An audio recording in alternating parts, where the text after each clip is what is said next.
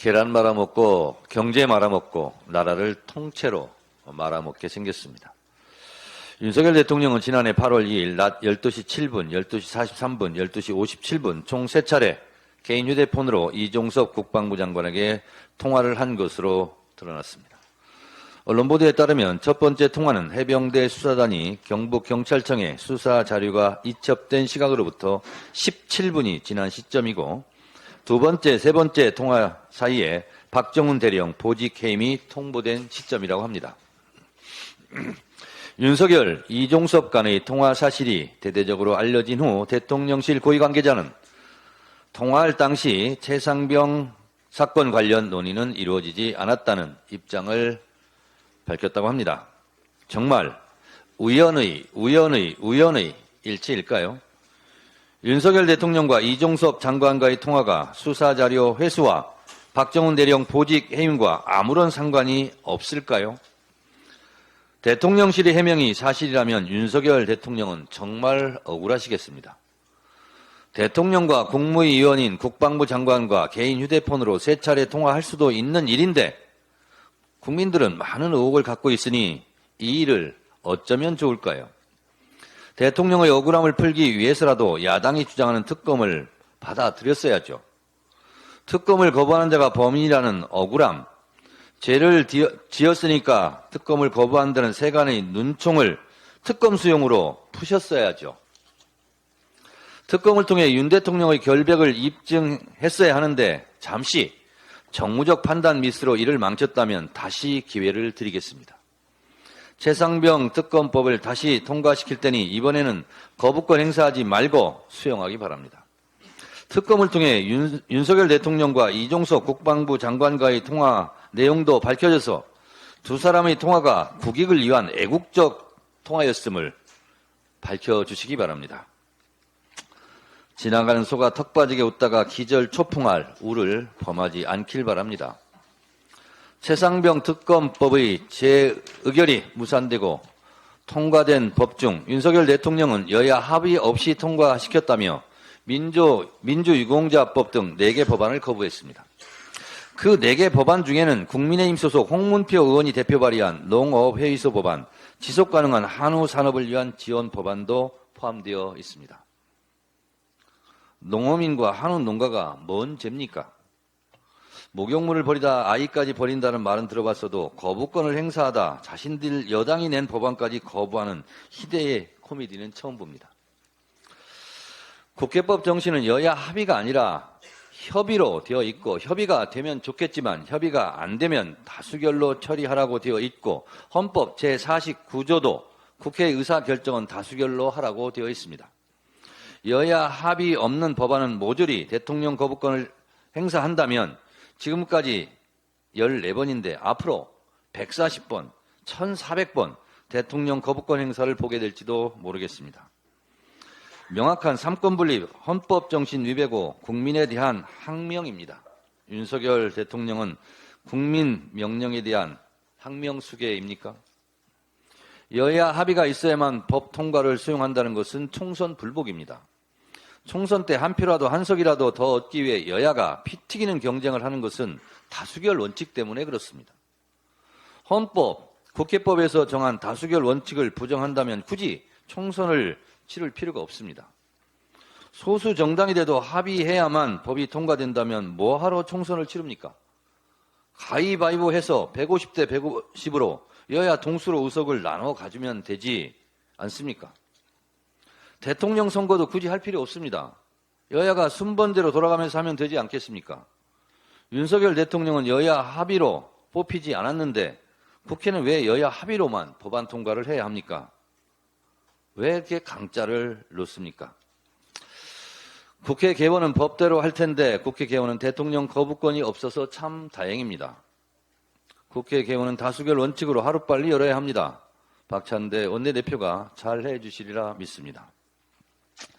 헌법, 민주주의 근간을 부정하는 반헌법, 반민주적 거부권 행태는 곧 국민적 저항과 국민적 심판을 면키 어려울 것입니다. 일본 초계기의 한국 영공 침범 행위에 대해 일본 사과 없이 5년 만에 봉합되었다고 합니다. 이런 식이면 독도가 자기네 땅이라고 우기는 일본에 대해서도 너그럽게 양해해 줄 겁니까?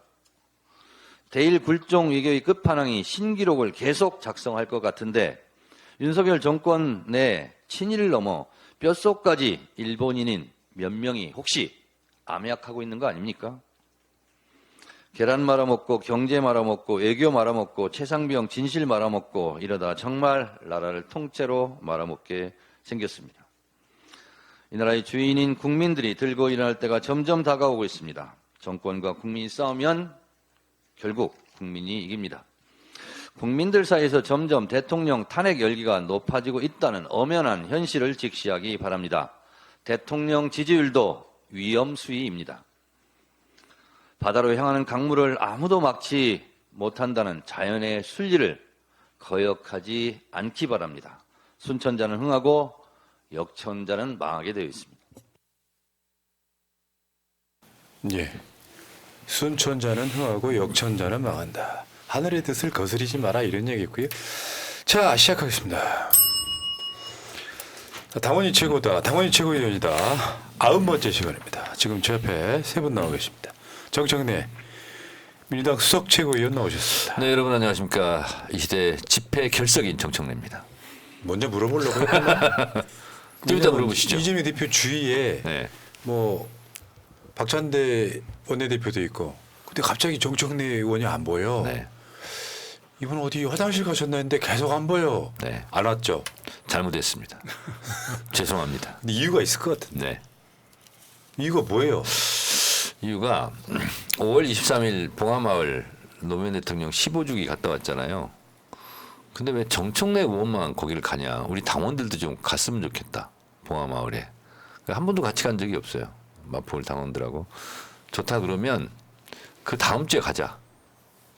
그래서 한 달 전에 가기로 하고 회비 8만 원씩 내고 모집을 해서 또 청래당 버스 한 대 이렇게 해서 140명이 가게 된 거예요. 근데 이제 여행자 보험도 들고 그런데 집회가 3일 전인가 4일 전인가 이제 또 갑자기 결정이 됐어요. 그러면 저는 어느 쪽을 선택할 거냐를 결정해야 돼. 그래서 제가 대표와 지도부에게는 이걸 취소할 수가 없다. 또 제가 안 가면 또 당원들이 또 가기 어렵고 그래서 제가 농담을 했어요 대표한테 저를 징계하십시오. 저는 140명과 약속으로 이돼 있고 그렇기 때문에 여행자 보험도 돼 있고 그래서 갈 수밖에 없습니다. 그리고 이제 또 봉하마을의 권양숙 여사가 또 20명 정도는 면담할 수 있다. 근데 당원들이 너무 좋아하는 거야. 권양숙 여사가 잘 안 그러는데 특별히 20명을 다 볼 수는 없고 그래서 봉하마을 가서 참배하고 평산마을 책방 가서 또 책 한 권씩 사고 이렇게 온 거예요. 어쩐지 정청래 최고가 안 나오니까 집회 사람들이 더 많이 왔더라고. 하여튼 죄송합니다. 그런데 네. 평산마을에 가는데 예전에 이제 저희 지도부끼리 갈 때는 버스를 타고 그 위에까지 올라갔거든요. 근데 버스가 5대다 보니까 주차 공간이 안 돼. 아이고. 그래서 미리 내려서 한 10분간을 걸어가는데 거기에 극우 유튜버들이 몇 명 있더라고요. 그러니까 제가 나타나니까 갑자기 막 이 소란스러워지면서 마이크로 정청래 나타났다고 그러고 그분들이 이제 찍은 거예요. 근데 그걸 본 거야. 그 유튜브를. 그래서 정청래가 평산마을에 나타났다. 그러면 요즘은 또 뭐. 그래서 수박이라고 하는구나. 네, 그래서 아니 또 어떤 댓글을 보니까 문재인 대통령이 수박 황제라는 거야. 그래서 저보고 평산 수박이라고. 아유. 거길 또 왜 가냐고 이렇게 뭐 댓글을 쓰고 문자도 보내주시는 분들이 있던데 아이고. 하여튼 제가 집회에 참석하지 않은 것은 잘못된 일입니다. 네. 근데 봉하마을에 또 약속된 걸 안 가는 것도 또 잘못된 일이고. 그럴 줄 알았어요. 네. 저는 알고 있었습니다. 네. 자, 혼내주십시오, 저를. 네. 뭘 혼날 것까지 뭐 있어. 아까 혼낸다고 그랬잖아요. 그리고 또 김남근 우리 의원님도 왜 집회에 안 나왔냐고. 네. 방송 전에도 저를 막 혼냈지 않습니까? 아예 혼내지 않았어요. 네. 그만요. 그러니까 우리 최고위원이 안 나오는 대신에 당원들이 많이 나와가지고 성황리에 집회가 잘 진행이 됐어요. 자, 저희 좀 알겠습니다. 따졌습니다. 네. 지금도 이해가 좀 안 됩니다. 근사한 이유가 나올 줄 알았는데 조금 실망스럽습니다. 예, 알겠습니다. 재미있자고 서로 설정하고 있는데 자 어찌 됐건 간에 저는 뭐 계속해서 다른 시사 방송에서 그런 종류 이야기들을 계속 드리고 있으니까요. 왜 그러는지는 이재명 대표를 좀 고립시키는 일은 없었으면 좋겠어요. 다른 이유로 진영 내에서 이재명 대표만 이 댓글에 정청래 최고위원 사퇴하라고 지금 댓글이 써 있는데 여기까지 하겠습니다. 예. 댓글 좀 처리해 주시고요. 3개월 후에 사퇴할 것 같습니다. 자 다음에 노정면 인천 부평구 갑 국회의원 나오셨습니다. 어서 오십시오. 네, 안녕하세요. 집회 출석 꼬박꼬박 하고 있는 노정면입니다. 네. 부평구 갑 국회의원 전에는 당선자. 네. 근데 지금 지난주까지는 당선인 또는 자였어요. 네. 이제 국회의원이 돼서 나오는 또 첫 방송입니다. 그 인재 영입 되신 분들. 근데 YTN 하면 떠오르는 사람이 뭐 YTN 사장이 아니고 노정면이라고 하는 퇴사한 지도 오래됐지만 상징적인 인물인데 최근에 뭐 윤석열 무슨 저 소주 한 잔 뭐 이런 영상을 지운다거나 뭐 YTN의 그 운영진 쪽에서 뭐 아무튼 말도 안 되는 이야기들이 계속 나오고 있거든요. 예. 보시면 한심하죠. 김백 사장 체제 2달 만에 돌발 영상 3편이 방송이 안 되거나 삭제되거나 벌써 그러고 있는 거죠. 그리고 뭐 김건희 보도 사과 방송하고 또 그 명품백 받는 동영상 못 쓰게 하고 또 우리 최영재 목사 그 경찰에 그 수사 출석하면서 했던 발언 녹취 또 못 쓰게 하고 이런 일들이 그냥 일상적으로 일어나고 있습니다. 예. 자, 알겠습니다. 어쨌건 YTN도 이제 뭐 이따가 그 이야기 잠깐 하겠습니다만 과방위 가면 또 여러 가지로. 자, 그다음에 김남근 서울 성북구 을 국회의원 나오셨습니다. 예, 성북을 국회의원 김남근입니다. 이제 민생 전문 변호사. 예.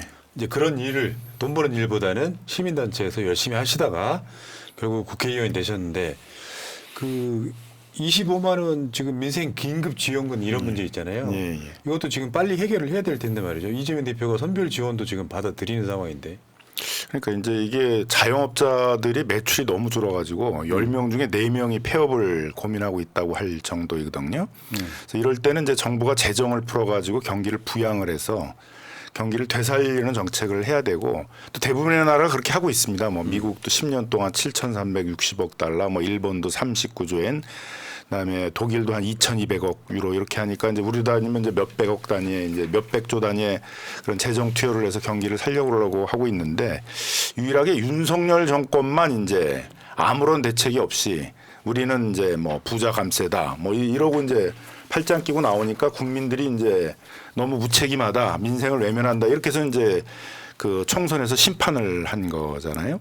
그래서 이제 심판을 받았으니까 다시 정신을 차리고 국정기조를 바꿔서 이제 서민들을 위해서 경기를 살려야 되겠다 이렇게 나와야 되는데 역시 또 뭐 우리는 뭐 재정 건전성, 뭐 부자 감세 뭐 이렇게 얘기하면서 아무런 대책을 내놓고 있지 않아서 뭐 이럴 때는 좀 국회가 앞장서 가지고 무너져가는 우리 민생 경제를 살리기 위한 그런 이제 조치에 좀 나서야 되고 그런 유력한 방식 중에 하나가 이제 민생회복지원금인데 뭐 정부는 계속 이제 모르쇠로 나오고 있는 것 같습니다. 예.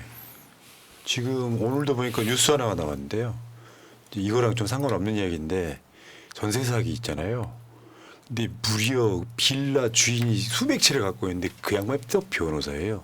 서울에서 터졌습니다. 이 계속 어떻게 할 건지는 좀 저는 굉장히 궁금한 상황인 것 같고요. 자, 이 세 분과 함께 이제 방송을 할 건데 여러분 댓글창 상단에 정청래 TV, 노정면 TV, 김남근 TV 구독 좀 부탁드리겠습니다. 뭐 미디어의 제왕인 노정면 우리 의원님도 유튜브로 들어와서 보면은 아직도 구독자가 아주 미미한 수준. 그러니까 이거는 셀럽인가랑 아주 다른 문제라고 생각합니다. 3만? 예. 아직 2만이 안 됐습니다. 2만. 이게 열심히 하는 그게 쌓여야 돼요. 계속. 그렇지. 정청래 따라가면 성공. 구독자 숫자가 거의 30만 바라보시대요. 저도 많이 줄었어요. 28일간 400 몇 명 줄었다 그러더라고요. 저 국회의장 경선 파동 때 예, 빠진 숫자 이제 채워지고 있습니다. 아, 그렇습니까? 참, 아이고. 근데 근데 그 집회에 안 나오시는 바람에 더 빠졌을 것 같은데 그런 것 같아. 여러분 제가 집회 결석한 거에 대해서 많이 혼내주십시오. 예. 아이고. 근데 이미 약속돼 있는 거 어떻게 또 안 가요? 그러니까 서운하긴 하지만 이해 못할 정도는 아니잖아요. 근데 제가 또 그걸 취소하고 집회를 갔으면 그 140명 중에 누군가 올렸을 거 아니야. 정청래 의원이 자기 집회 간다고 정치적 목적을 위해서 당원과의 약속을 어겼다. 이러면 또 누가 비난할 수 있지 않을까요? 그래서 간단히 말하면요. 그래서 국회의원은 이래도 욕먹고 저래도 욕먹는 경우가 어쩔 수 없는 경우가 있어요. 실제로 이런 경우가 있었습니다. 5월달 효도잔치를 한다고 망원 이동 경로당 할머니 할아버지들 한 50명 200명 식당에서 식사 대접을 하는 게 있었어요. 근데 너무 많이 오신 거야. 그래서 옆 식당에 한 10분이 와 계시더라고. 못 들어가고 지나가 쓱 보더니 들어오래요. 그랬더니 그때 12시쯤 됐거든요. 소주를 따라주시는 거야. 그래서 저는 근무 중입니다. 지금 술 안 됩니다. 아이 사람아 내 술 한 잔 받았어. 그랬더니 내 술도 받아 해서 10잔을 먹었어요. 10분 동안. 그러니까 소주 10잔을 먹으니까 벌개지잖아 얼굴이. 그래서 이제 축사를 하나 들어갔어요. 그랬더니 앞에 있는 할아버지들이 젊은 국회의원이 말이야 대낮부터 술 먹고 다닌다고 엄청 뭐라고 하시는 거야. 그래가지고 무조건 죄송합니다 그랬어요. 네. 제가. 아이고 참 그런 거죠. 그러니까 그럴 때 많아요 앞으로. 노정면 의원은 주말에 일정이 없었던 거죠. 이렇게 보면 맞는 거죠. 우리 김남근 의원도 가셨나요, 그때? 네, 전 뭐 두 번 다 출석했습니다. 예, 뭐 알겠습니다. 일정이 있었지만은 이제 그걸 집회를 우선해서 갔습니다. 그 일정을 못한 그분들은 또 뭐라고 할 거 아니에요. 네, 집회를 양해를 나왔다고 구했습니다. 약속 예, 어기고. 예. 하여튼 이런 경우가 실제로 국회의원에게 애환입니다. 그렇겠네요. 두 알겠습니다. 개를 동시에 소화해야 되는데 한 군데는 못 가. 그럼 한 군데는 엄청 욕해. 실제로 이런 경우 있습니다. 동네 중요한 행사가 있어요. 근데 상임위를 해. 근데 가야 돼. 안 가잖아요. 동네에서 엄청 욕해요. 안 나타나고 코빼기도 안 예. 보인다고. 그 상임위하다 중간에 사라지잖아요. 그럼 기자들이 갑니다. 상임위 중에 자리 떴다고. 근데 어쩔 수 없어. 그럴 때는 그냥 죄송합니다. 잘못했습니다. 예. 이렇게 얘기할 수밖에 없어. 홍길동이어서 분신술을 할 수 있었다. 알겠습니다. 자 그러면 정청래 의원이 새날도 나오고 딴 데도 막 동시에 나오는 거예요. 뭐 그런 방법밖에 없지 않을까 싶은데. 방심위원장 하는 유일임 씨가 쌍둥이거든요. 그래요? 그분이 국회의원 하면은 효율적으로 의정 활동할 것 같습니다. 멘트 안 해도 되니까 이재명 대표 옆에 앉아만 있으면 되잖아요. 알겠습니다. 여기까지 이걸로 끝 이 논란은. 자 본격적으로 시작해 보는데 자 일단 두 분 당선돼서 돌아오셨어요. 인재 영입돼서 새날 방송도 나오시고 치열하게 싸우고 돌아오셨는데 자 그거 한번 보겠습니다. 이 노정면 의원 득표율 사실 이제 당선 축하 방송도 다음 주 마지막이거든요.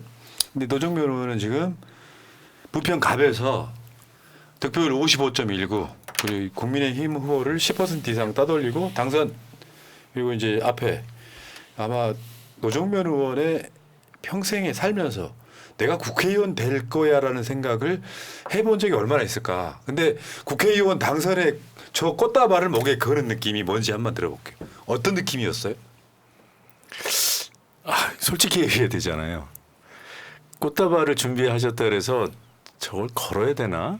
그런 생각이 좀 들었어요. 이게 좀 하와이 스타일이어서 제가 좀 그런 좀 쑥스러울 것 같았거든요. 우리 것이구나. 이게 이런 거 왜 부끄럽고 왜 이런 거야? 예, 이런 좀 거. 부끄러웠어요. 예.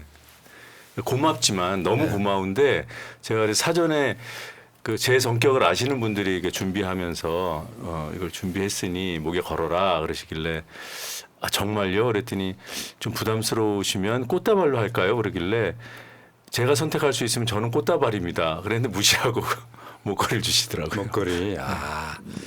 이런 게 있습니다. 이런 방송 나오시는 분들이 있잖아요. 이분들은 민주당 지지층 이전에 새날 시청자란 말이에요. 예. 나오시는 분들을 어떻게 받아들이냐면 내 가족이라고 받아들여요. 자주 나오면 더 심해지는 거예요. 그래서 이제 우리 새끼가 멀리 객지에 나가서 성공해서 돌아왔다 이런 의미에서 감사 인사 한번 하십시오. 예. 제가 그 후보 시절에 이 자리에 왔고요. 지금 김남근 의원이 앉아 계신 자리에 앉아서 방송을 했는데 그때 많은 격려 지지 받았고 그때 힘 받아서 더 기운 낼 수 있었습니다. 당선을 저 혼자 이룬 것이 아니라 우리 부평의 유권자들 그리고 지금 시청해 주시는 여러분들과 함께 이뤄냈다고 생각하고 여러분들 뜻 받들면서 의정 활동하겠습니다. 감사합니다. 멋있네. 자, 그리고 그 옆에 우리 김남근 의원님 한번 보실게요. 자, 득표율 56.82. 국민의힘 후보를 13% 정도 앞서게 당선됐습니다. 자, 꽃다발 장면도 있는데요. 저 꽃다발 거는 느낌 아까 노정면 의원이랑 비슷하실까요? 글쎄 뭐 쑥스럽습니까? 뭐 부끄러운 것도 있었고, 근데 그보다는 이제 저한테 또 많은 기대를 해주신 사람들에게 내가 이제부터는 책임을 져야 될 위치에 서게 됐구나. 내가 과연 저한테 기대하는 사람들에게 이런 책임을 다할 수 있을 것인가? 뭐 그런 좀 무게감 뭐 그런 것들도 좀 들었습니다. 한 가지 궁금한 점이요. 시민단체에서 특히 민생 관련한 변호사를 하면 네. 정치권 욕 많이 하잖아요. 예. 내가 욕 먹을 차례가 된 거잖아요. 그런 각오 있죠. 그래서 이제 뭐 전 비판도 이제 받아야 되고 네. 제가 뭐 또 저는 또 안에 들어가서 비판도 해야 되겠다 그런 생각도 했습니다. 예. 하여튼 김남근 의원에게는 노정면 의원보다 하는 욕 2배로 좀 해주시기 바랍니다. 좀 이제 그런 거 당해봐야 돼. 아니 뭐 이제 당할 거 있으면 이제 당해야 되는데 문제는 어쨌든 이제 저한테 많은 기대를 한 사람들이 있었단 말이에요. 또 우리 사회에서 양극화가 심해지고 불평등이 심해지다 보니까 아주 좀 절박하게 이 민생 문제를 좀 해결하는데 특히 이제 정치권이 민생 문제에 대해서 그렇게 관심이 높지 않다라고 생각을 하고 있었기 때문에 뭐 저만큼은 좀 민생 문제에 주력하는 집중하는 이제 그런 정치 활동을 해줬으면 좋겠다 이제 이런 기대를 걸고 있었던 분들이 많이 있었기 때문에 어쨌든 제가 이제 그거에 부응해야 된다 책임을 좀 다해야 된다라는 이제 그런 생각들이 많이 들었습니다. 그 시민단체라고 하는 게 기본적으로 비판 역할을 해야 돼요. 근데 비판했던 입장에서는 비판했던 만큼의 정치적인 그 요점을 좀 보여준다 그럴까? 그렇게 되면 일치하는 거고 비판 막 했던 사람인데 나중에 비판 입들 막 해버리면 큰일 나는 거고 뭐 그런 거 아닐까요? 예. 김남근 의원도 4년 후에 그런 말씀을 할지 모르겠는데 제가 17대 때 제 선배가 있어요. 시민운동 평생 하신 분인데 4년 이제 문광희를 같이 활동했는데 4년 후에 저한테 그 얘기 하시더라고. 아, 정 의원 나 국회의원들은 매일 놀고 먹는 줄 알았는데 와서 보니까 이렇게 열심히 분주하게 일하는 걸 몰랐다고. 그러면서 본인이 그동안 국회의원 욕했던 거 굉장히 후회하고 반성한다고 저한테 그 얘기를 하시더라고. 저는 이제 상대적으로 이제 시민단체 활동을 하면서 주로 국회의원들과 같이 입법 활동을 하는 연대 활동을 많이 했거든요. 그러니까 비판은 거의 없었군요. 예, 국회의원들이 이제 하시는 모습들을 옆에서 많이 볼 수 있었고 상당히 이제 힘들게 한다. 특히 뭐 저랑제 같이 연대해서 뭐 그런 뭐 상가임대차법도 만들고 뭐 가맹점주들 보호하기 위한 뭐 그런 경제민주화 입법도 하고 이런 분들은 진짜 고생 아주 생고생 많이 하시는 그런 국회의원들이었기 때문에 옥석을 구분해 볼 수 있는 눈을 그때 가지셨군요. 그래서 뭐 저는 대부분의 국회의원들이 놀진 않고 있다. 굉장히 그러면 개별적으로 많이 노력하고 있는데 이제 옥석 중에 옥석을 얘기하기는 어려울 거니까 옥 한두 명 얘기해 보세요. 같이 활동할 때. 아니 뭐 대부분이 다 옥이셨던 것 같은데 이제 문제는 그 개별적인 옥들만 저는 활동한 적이 없었어요. 그 옥들이 다 뭉쳐가지고 어떤 하나의 큰 방향으로 소리를 내거나 이제 힘을 모으면 큰 힘이 될 것 같은데 잘 그러지는 못하고 있는 것 같구나 이제 그런 안타까움들은 좀 있었습니다. 저는 원망했어요. 김남근 변호사. 아니 왜 하필이면 우리 서울시장 재보궐선거 열심히 하고 있는데 LH 거의 터진 거야 이게. 그래가지고 진짜 그것 때문에 지지율이 금방 떨어지고 회복이 안 돼. 그게 음모론의 시작점이구나. 네. 말하자면 시민단체가 정권 교체에 앞장섰다 뭐 이런 느낌 그 당시에. 그것이었군요. 근데 민주당에서 영입을 했네. 그러니까. 그러니까 사실 시민단체는 할 일은 해야 되는 거거든요. 근데 만일 이제 그때 저희가 이미 다 분석을 끝내가지고 LH 직원들이 이제 집단적인 투기를 했다. 이제 이런 저희 나름대로 분석을 했는데 그걸 뭐 선거식이라고 그래서 좌고우면하면서 이제 그걸 뭐 기자회견 같은 걸 하질 않았다. 그럼 아마 시민단체는 문 닫았어야 될 수도 있어요. 그러니까. 그 도덕성이 가장 핵심적인 문제인데 그거는 이제 뭐 했어야 되고 뭐 저희들 입장에서는 그러한 결과로 해서 뭐 공직자 이해충돌 방지법처럼 뭐 8년 동안 국회에서 잠자고 있었던 법이 그 사건을 계기로 통과도 됐고 또 공직사회에 있어서 부동산 투기와 같은 문제들에 대한 어떤 윤리의식도 상당히 높아졌기 때문에 뭐 시민운동으로서는 상당히 성공적인 그런 활동이었다. 성공적으로 이제 하신 거고 저는 이제 그때 재보궐선거를 나름대로 물밑에서 진두지휘하는 입장 매일매일 체크하고 그런데 그 이후로 그 3월 1일인가 2일이었는데 지지율이 급전직하해가지고 회복을 못하고 있었죠. 네, 네, 알겠습니다. 마음이 굉장히 안 좋았어요. 그런 맥락에서는 언론 종사했던 노정면 의원도 똑같을 것 같아요. 비판하던 입장에서 비판 받는 입장이 되는 요 상황. 근데 생각난 김에 저번에 그 부산 컨퍼런스인가요? 거기서 우리 편 되줘서 굉장히 화제가 된 사건이 하나 있었는데 보통 이제 언론들 오면 언론들한테 막 이렇게 촬영할 시간 주잖아요. 무대 위에 올라가서 객석. 근데 유튜브를 막는 상황에 사회를 보던 노정면 의원이 유튜브로 올라오세요 이렇게 해가지고 화제가 됐던. 광주 컨퍼런스. 광주였나요? 네. 왜 그러신 거예요, 근데? 당연한 거지만. 뭐 당연한 거죠.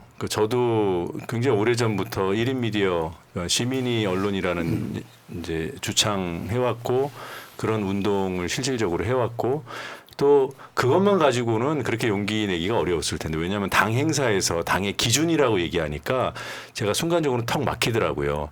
제가 이재명 대표 이렇게 눈을 딱 마주쳤죠. 그랬더니 괜찮습니다 그러시더라고요. 그래가지고 용기를 내서 다 올라오시라고 한 거예요. 근데 그 부분이 영상에는 안 잡혀 있는 거예요.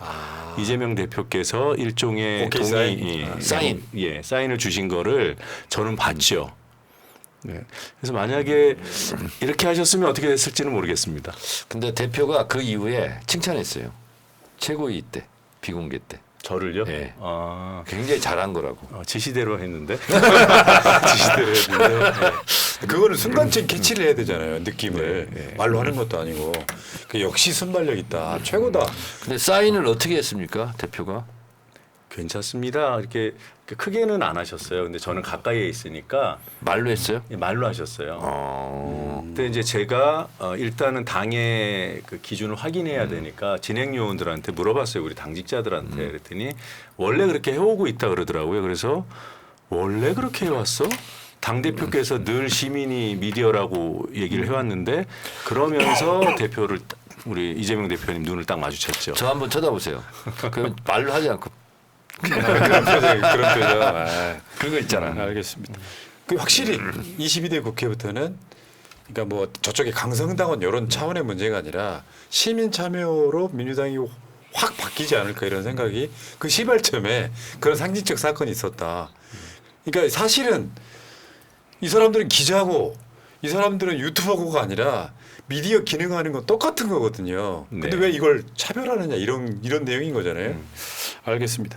21대 국회 초반기와 22대 국회 초반기 다른 게 하나 있어요. 뭡니까? 제가 이거 뭐 근거는 없는데 제 그냥 느낌적인 느낌인데 확실히 초선 의원들 분위기가 당원 존중 이런 분위기가 21대 4년 전보다는 확실하게 있어요. 그런 걸 이번에 이제 본인들 총선 과정에서 더 느낀 것 같아. 21대보다. 전당대회 공약이었던 지도부가 위에 있으니 바뀌죠. 당연히 그건 당연히. 거기서 이제 덜컥수로 국회의장 경선 사태가 일어났을 뿐이지 방향성은 어차피 그 방향. 알겠습니다. 자, 두 분께 짧게 한번 여쭤볼게요. 총선 기간 중에 힘들었던 지점이 있기는 했어요?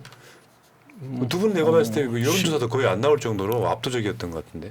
처음에는 쉽지는 않았습니다. 처음에 그 뭐 3파전, 4파전 이렇게 말씀을 하셨는데 사실상 7파전이었고요. 7파전이요? 예, 그러니까 제가 전략 공천 됐지만 이게 후보로 뛰고 계시던 분들이 바로 승복하신 건 아니잖아요. 그리고 이제 탈당하신 국회의원도 계시고 또 이전에 그 지역구에서 재선하신 분이 다른 당 거쳐서 다시 또 이 지역구로 와서 출마를 선언을 했고 또 민주당의 후보들이 계시고 그런 분들하고 막 이렇게 막 싸우고 이런 거보다 이렇게 같이 손잡아야 된다는 그런 목표가 생기니까 할 수 있는 일이 그리 많지 않더라고요. 그러니까 운동으로서 선거 운동을 할 수 있는 게 많지 않아서 처음에 가자마자 일주일은 아무것도 안 했어요, 진짜. 아무것도 안 하고 후보들 찾아가서 만나고 의견 듣고 제 의견 말씀드리고 뭐 이런 일만 했습니다. 그러니까 지역에서는 별의별 소문이 다 돌았습니다. 왜 전략 공천됐다는 사람이 안 보이는 거야.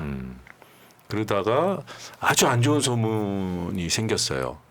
노정면은 별로 지금 이미 늦게 출발을 했고 당선에 관심이 없다. 2년 뒤 지방선거 때 공천 장사하려고 왔다. 뭐야? 실제로 그런 소문까지 돌았어요. 그래서 제가 이게 경쟁자들이 이런 소문을 돌리나 이런 생각 때문에 좀 마음을 좀 독하게 먹으려고 하다가 그래도 끝까지 이제 그분들하고 이제 일종의 이제 좋은 방향으로 손을 잡게 된 거죠. 그 과정이 조금 힘들긴 했습니다. 근데 이런 측면도 있잖아요. 본인이 셀럽이기 때문에 선거에 다른 일반 뭐 전문적 이런 후보들보다 훨씬 더 유리하지 않았어요? 이게 글쎄요. 지역에서는 거의 몰라요. 이미 이전에 출마하셨던 분들은 다 알잖아요. 네. 출마했다가 낙선하신 분들도 다 알아요. 그 저랑 경쟁하셨던 그 국민의힘 후보가 2년 전에 구청장 선거에 나왔다가 낙선한 사람이거든요. 그러니까 모르는 사람이 없어요. 근데 저는 지금 셀럽이라고 말씀해 주셨지만 아는 사람만 아는 거고 아 그래요? 그래봐야 뭐 어디서 많이 본 듯한데 이 정도지. 아 정치 그리고- 저구관여층들은 모른다. 예, 그러니까 보통 그러니까 생업에 바쁘신 분들은 알 수가 없고 그리고 지금 9시 뉴스 KBS 앵커 누군지 아십니까? 그 있잖아요 유명한 사람 쪼맨한 파우치. 아, 이름 그 넣었잖아, 사건 때문에 생각나. 알게 되는구나. 아, 그게 아니라면 지금 시대 맞아요, 뭐 맞아요. 지상파 메인 뉴스 앵커들 이름 알기 어렵고요. 또 현장에서 딱 봐도 봤던가 못 봤던가 이 정도 잘안 보니까. 네, 또 금방 잊혀져요. 네 맞아요. 네. 그 MBC 갑자기 하찮은 뉴스데스크 성장요? 이소정 기자, 그 KBS죠. KBS 이소정 기자 같은 경우 할 때 굉장히 잘했다고 평가받잖아요. 근데 지금 생각해보면 어떻게 생겼더라? 이렇게 되는 거지. 하긴 뭐 저 방송사의 여성 앵커라고 딱 오는 사람들이 임팩트가 없으면 한 몇 년 해도요 길거리에서 못 알아보고. 지금 MBC 주말 앵커 하던 이지선 기자 국회 출입하러 왔거든요. 웬만하면 다 모를 거예요. 아 그렇군요. 일단 그래서 저처럼 얼굴이 커야 됩니다. 아우 이 개드립. 자 그러면 김남근 의원님 힘들었던 점. 저는 이제 처음에 그 2030 남성들이 이렇게 마음을 잘 안 열더라고요. 뭐 명함을 줘도 잘 안 받고 뭐 X 이렇게 하는 사람도 있고 뭐 얼굴도 외면하고 그래서 굉장히 어려웠어요. 뭐 그 나이 또래 뭐 여성들이나 이런 분들 중에는 명함도 받고 뭐 인사도 하고 뭐 말도 걸어오고 이제 이런 분들도 이제 많이 있었는데 근데 이제 후반기쯤 가고 특히 이제 밤 10시 이후에 이제 나 저 혼자서 그 역전에 서가지고 이제 이렇게 명함도 나눠주고 아유 짠해. 예. 약간 이제 그런 게 좀 진정성으로 보였나 봐요. 공감되죠 지금 예. 약간. 근데 저는 명함 거부하신 분이 거의 없어서 별로 공감이 안 아니 되는데 일단 얼굴이 노정면 의원은 호감형이잖아. 저는 호감형이 아닌가요? 네. 그래서 이제 뒤에 가니까는 이제 그때서부터는 이제 이렇게 말을 걸어오는 젊은 층들도 있고 뭐 공약도 물어보고 어떤 친구들은 또 이제 음료수 사다 주고 이제 이렇게 하면서 뒤에 가니까 뭔가 이제 그런 게 많이 풀린다는 좀 느낌이 있었는데 초반에는 굉장히 젊은 남성들이 뭐 저도 저한테인지 아무튼 우리 민주당에 대해서인지 상당히 좀 벽을 갖고 있는 것 같구나 이제 그런 좀 어려움을 좀 느꼈었습니다. 제가 오늘 어떤 매체에서 인터뷰를 하면서 이 12대 국회 초선 의원 중에서 기대주가 누구냐고 얘기를 하더라고요. 근데 저는 이제 영입인재들하고 이제 좀 스킨십을 한 편이잖아요. 누구를 한 명 고를 수가 없더라고. 그래서 그냥 제가 그냥 얘기를 그냥 했어요. 이렇게 그냥 황정화 대변인이 이렇게 얘기를 했거든요. 왜냐하면 대변인을 하고 있어서. 그런데 두 분을 얘기를 막 하려고 하는데 얘기하다 보면 시간이 굉장히 길어질 것 같아. 누구를 고르기가 어렵고. 그런데 제가 예측이 맞는지 안 맞는지 앞으로 1년 후에 두고 보세요. 그 김남근 의원은 박주민 의원 같은 그런 그 의정 활동, 뭐 소탈하고 소민적인 이런 걸로 아마 뜰 거예요. 그렇게 성장할 것이다. 그렇게, 예상. 예, 그렇게 하고요. 그다음에 노정면 의원은 이제 약간 스타성이 있거든요. 그래서 이렇게 좀 뭐랄까 말을 신중하게 하면서 좀 이렇게 젠틀한 편이잖아요. 근데 요런 의원들을 또 선호하는 사람들이 많이 있습니다. 근데 이렇게 하면서 겉으로는 얌전하고 이런데 실제로 상위 발언이나 이런 거는 아주 패부를 찌르게 그러니까 부드럽게 말하면서 그냥 핵심을 찌르는 거 있잖아요. 주목을 받겠죠. 주목을 받게. 그렇게 될 것 같아. 제 느낌. 그래서 두 분이 1년 후에 이제 국정감사를 마치고 그러면 스타원으로 이렇게 발돋움 돼 있지 않을까? 저는 그렇게 생각되는데 제 예상이 맞는지 틀리는지. 조라님. 저한테 우리 최고위원님 같은 그런 DNA는 안 보이십니까? 그런 건 안 돼. 그러니까 말씀이 이제 낭중지추다. 그렇죠, 그렇죠. 그래 보인다. 네네. 자 그러면 이제 또 질문 하나만 더요. 국회에 들어가면 가장 중점적으로 하고 싶은 일. 물론 뭐 자기 본인들의 전공이 있기 때문에 그쪽 분야가 있겠지만 보니까요. 김남근 의원은 정무위, 노정면 의원은 과방위하고 지금 복수 운영 그러니까 상임위 운영이 이렇게 배치된 거죠. 네. 여기 들어간 거랑 내가 지금 아마 이번에 상임위 배치가 초선들 먼저였던 걸로 기억하거든요. 그러니까 본인이 나 정무위 갈래 하신 거죠. 그렇죠. 그 정무위 가신 거죠. 예. 이 관점에서 한번 본인들의 포부를 짧게 한번 들어보겠습니다. 예, 뭐 우리 경제가 굉장히 이제 어려워지면서 양극화 불평등이 심화되고 있습니다. 특히 대기업들이 자기들의 부담들을 중소기업이나 자영업자에게 넘기니까 중소기업이나 자영업자의 처지가 어려워지고 거기에 고용돼 있는 노동자들의 경우에 있어서는 이제 실질 소득이 크게 감소해가지고 굉장히 어려움에 처해 있거든요. 그래서 뭐 저는 이제 가장 중점적으로 초기에 하려고 하는 법이 이제 단체 협상 6법이라고 그래서 그 가맹점주나 대리점주나 이런 자영업자나 중소기업들이 단체 베이스로 거래 조건들을 이게 단체 협상할 수 있도록 하는 이제 그런 입법들을 추진하려고 하고 있습니다.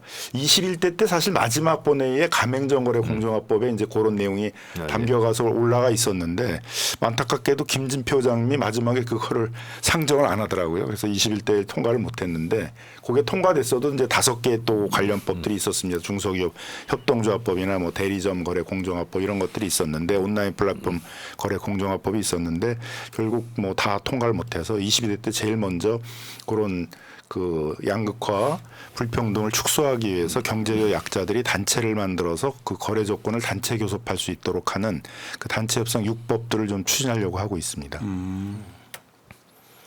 이게 아무래도 이 질문이 이제 초기 22대 국회 초기에 가장 중점적으로 뭘 할 거냐 이런 뜻으로 이해를 하는데요. 뭐 예. 해석 마음대로 하셔도 되는데 뭔가 있잖아요. 쉽게 표현해서 뭔가 업적을 남기고 싶은 거예요. 지금 내 전문성으로 그 목표가 뭐냐에 대한 질문일 수도 있습니다. 네. 근데 뭐 업적은 아니고요. 이제 제가 이해하기로는 22대 국회 1년 차, 그러니까 올해에 MBC 지키는 거를 국회가 못 해내면 정권 받아오기 쉽지 않을 거다라고 저는 생각합니다. 그래서 하여튼 모든 역량, 제가 하고 싶은 거 사실 많이 있어요. 언론과 관련해서도 그렇고 다른 부분도 그렇고. 근데 하여튼 무조건 상반기에는 초기 몇 달 동안에는 방송 3법에만 집중해야 된다. 다른 거 다 필요 없다. 언론과 관련해서는. 그래서 꼭 법이 아니더라도 다른 수단을 강구해서라도 MBC가 넘어가는 것을 막아야 되는 그런 절체절명의 순간을 우리 맞이하고 있다라고 저는 생각하거든요. 거기에 사력을 다해서 역할을 하려고 합니다. 저번에 과방위원장 얼마 전에 할 때 네. 이쪽 진영의 한 수건 사업이라고 할 수 있는 걸 20년 만에 통과를 시켰는데 거부권 당한 거잖아요. 네. 그럼 그보다 더 세진 게 지금 들어가야 되는 거죠. 더 디테일하고 더 치밀한 거. 그건 제가 조금 해설이 필요합니다. 원래 거부권을 행사한 8개 법안은 당론 법안으로 당론 발의를 하는 게 좋겠다. 그리고 이제 총선 전부터 그건 지도부에서 이제 생각하고 있었어요. 근데 총선이 끝났는데 이 법을 그러면 초선들이나 아니면 그 상임위 예상 의원들이 발의를 하지 않고 기다려야 되냐 이런 문제가 생기더라고요. 그래서 저는 개인적으로 당론 발의가 맞다고 생각했어요. 또 총선 전에 그 합의도 돼 있었고. 근데 대표가 그러는 거예요. 그렇다고 총선에 당선돼서 지금 발의 욕구가 충만한 초선 의원들의 발의를 그렇다고 막을 수가 있겠느냐. 그냥 자유롭게 막 발의하도록 하자. 그래서 그러면 제가 또 대표 발의도 했고 또 가방위원장 하면서 통과시킨 방송법 그 대안으로 통과시켰거든요. 한 10명이 한 거를. 그럼 일단 내가 그대로 내가 발의를 재발의해야 되겠다. 그건 누가 발의하기도 어려워. 왜냐하면 또 베꼈다 어쨌다 그러는데 제가 과방위원장 하면서 대안으로 만들어 놓은 게 있잖아요. 그러면 그게 하나의 기준점이 될 수 있고 거기에 개정안을 막 내면 되는 거거든. 그 다른 거. 그래서 제가 1호 법안을 그걸 내놓긴 했습니다. 그리고 이제 언론중재법, 뭐 징벌적 손해배상 그리고 오보 시에 동일면 동일분량, 그러니까 동일분량 원칙. 그게 굉장히 징벌적 손해배상보다 더 큰 영향력을 행사할 수 있는데 그것도 제가 대표 발의했는데 그걸 그대로 내놨어요 일단. 제가 21대 하다가 못했던 거. 그러면 이거를 이제 더 센 걸로도 막 개정안도 내고 뭐 이렇게 하다 보면 그 이제 상임위 법안 소위에서 대안으로 이렇게 마련되는 거지 자연스럽게. 예. 그래서 저는 관계없이 과방이 지금 속한 의원이든 뭐 아니면 뭐 누구든 간에 그런 법은 많이 낼수록 좋겠다 이런 생각이 들더라고요. 그래서 법안 소위 때 좀 풍부하게 이렇게 가져갈 수 있지 않을까. 그게 너무 많으면 이걸 다시 모아서 아이디어를 모아서 성안하는 게 뭐 그 시간이 어느 정도 걸릴지 저는 경험이 없어 모르겠지만 어떤 방안을 넣을 것인가 말 것인가 또 생각이 갈리면 시간이 많이 걸리잖아요. 그렇죠.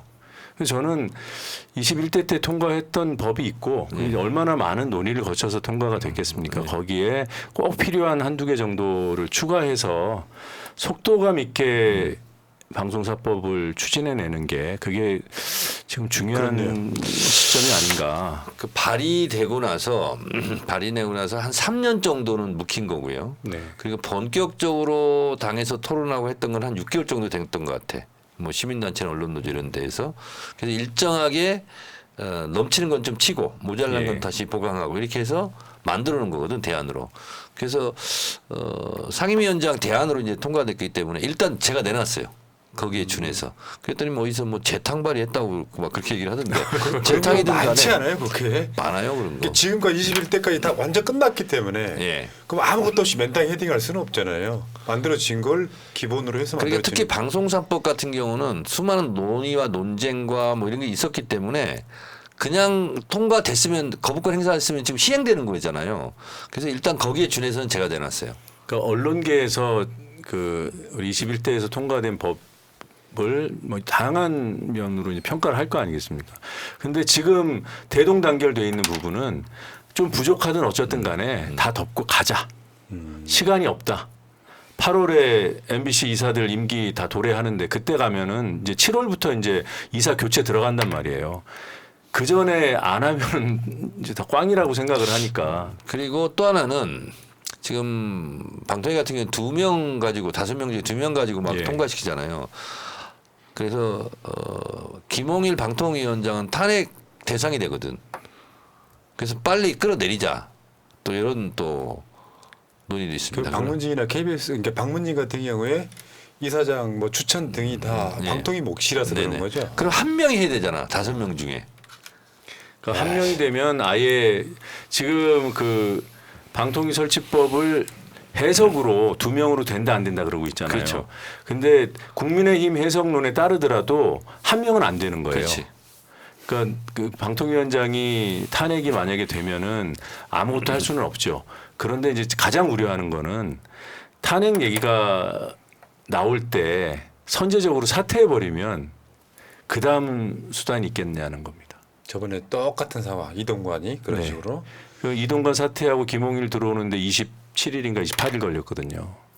한 달 버는 거예요, 한 달. 그러니까 이런 거지. 저쪽도 이제 수가 있을 거 아니야. 이런 건 예. 이제 공개해도 상관이 없는 거예요. 우리는 탄핵을 하면 탄핵 심판까지 가면 그 기간이 있잖아. 그 기간 동안 방송법을 통과시킨다.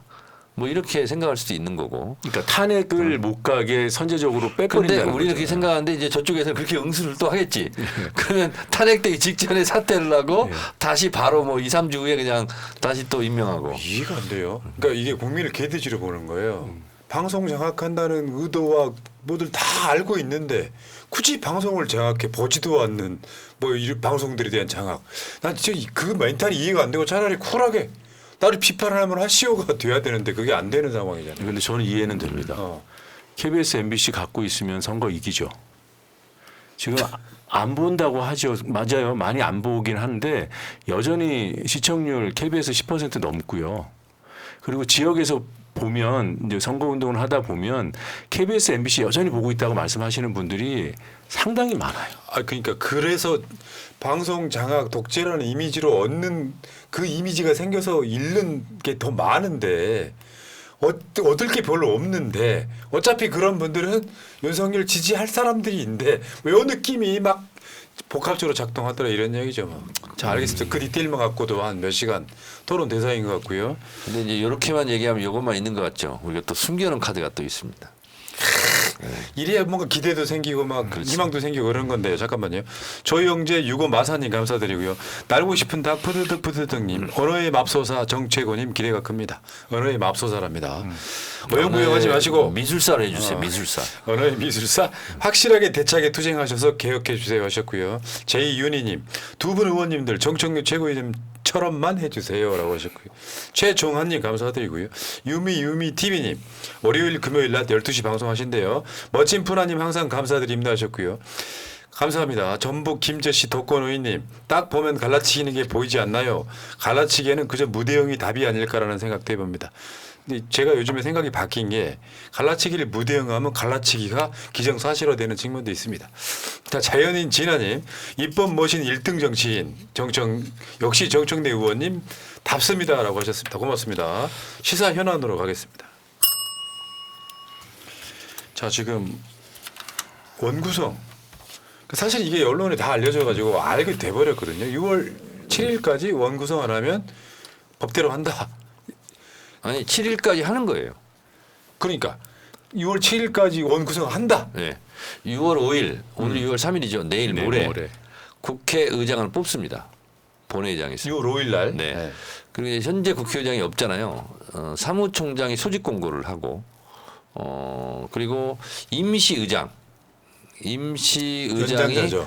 사회를 보고 박지원이겠네요. 그럼 박지원 의원. 추미애 다선 중에 고려. 아 그런 거였어요 또. 그래서 그만 있어봐. 추미애, 조정식. 그럼 추미애네. 네. 그럼 그 자리에 한 번 앉는 거네요. 그렇죠. 마음 아프다. 그리고 사회를 보고 의장을 뽑고 그런 바톤을 이어받아서 의장이 사회석에 앉아서 진행을 하게 되는 거고요. 그리고 의장을 뽑아놔야 의장 직권으로 6월 7일 날 상임위원장 선출을 합니다. 그리고 그 국민의힘이 상임위 배분표를 내지 않으면 그냥 의장이 그냥 직권으로 그것도 배분을 해버립니다. 그리고 비교섭단체도 이제 배분해야 되고요. 배치죠. 그렇게 하고 6월 7일 날 상임위원장 선출을 하면 이제 민주당 등 야당만 이제 뽑는 거죠. 법사위원장 푸른나무 뭐 이런 식으로 정무위원장 김남근, 과방위원장 노정면 이런 식으로 이제 뽑는 거예요. 그리고 땅땅 치는 거예요. 정해진 거네 사실상. 네. 국민의힘이 법사위원장을 양보할 일이 없을 거 아니에요. 그렇습니다. 그래서 그런 건 하나 남아 있어요. 18개를 다 할 건지 일단 11개만 해놓을 건지 그건 그때 가서 좀 그건 의장께 달려 있는 거죠.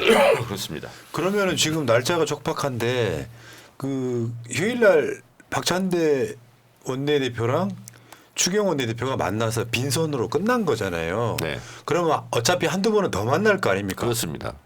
그래서 뭐 좁혀보려고 할 텐데 네. 법사위원장 이거 하나만 갖고 서로 양보 안 할 거잖아요. 근데 제가 알고 있기로 국민의힘에서 상당히 전의를 상실한 걸로 제가 알고 있습니다. 법대로 하자는데. 그러니까 그리고 이제 지금 박찬대 원내대표 등이 지금 몰아치고 있잖아요.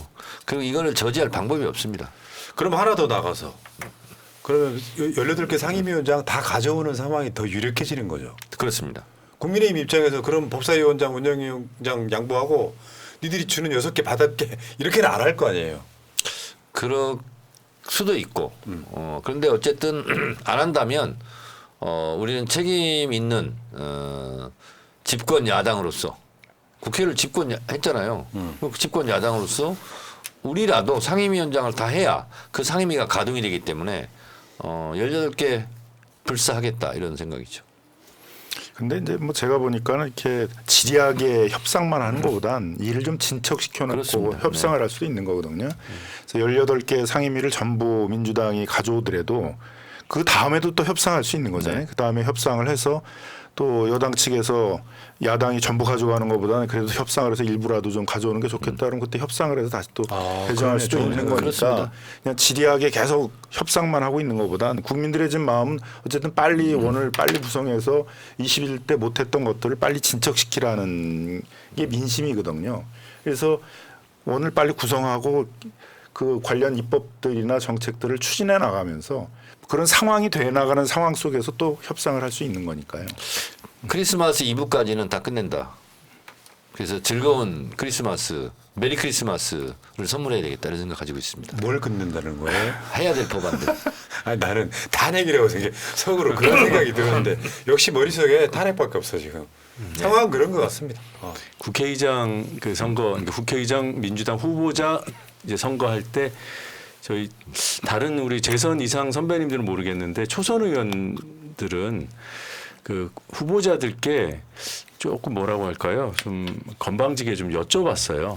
많은 분들이 그렇게 했더라고요. 원구성 언제 할 거냐고. 그래서 지금 국회의장 되실 분도 지금 그런 그 민주당 의원들로부터도 압박을 많이 받고 계셔서 아마 6월 7일을 그냥 넘기시기는 어렵지 않을까. 그러니까 지금 국회의장이 김진표라면 딜레이 엄청 될 가능성이 높죠. 그 법안도 한 몇 개 안 올렸다면서요. 근데 지금 이 상황에서 추미애 효과를 갖고 있는 우원식 의장이 이거를 합의해서 이러지는 않을 거 아니에요. 그럼 18개 상임위원장으로 일단 시작을 하고 네. 나중에 어떤 전국 상황이 바뀌면 사보임 하는 거죠 또.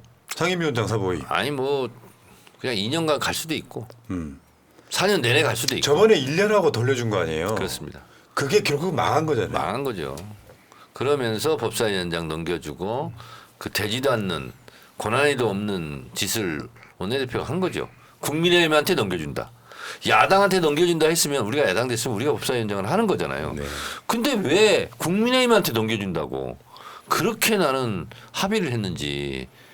야 그때 내가 진짜 막 등짝이 뭐가 나가지고요. 엄청난 스트레스를 받아가지고. 과방위원장도 장제원 의원한테로 넘어간 뒤로 그때 언론 상황이 그때부터 하나둘 다 이루어졌습니다.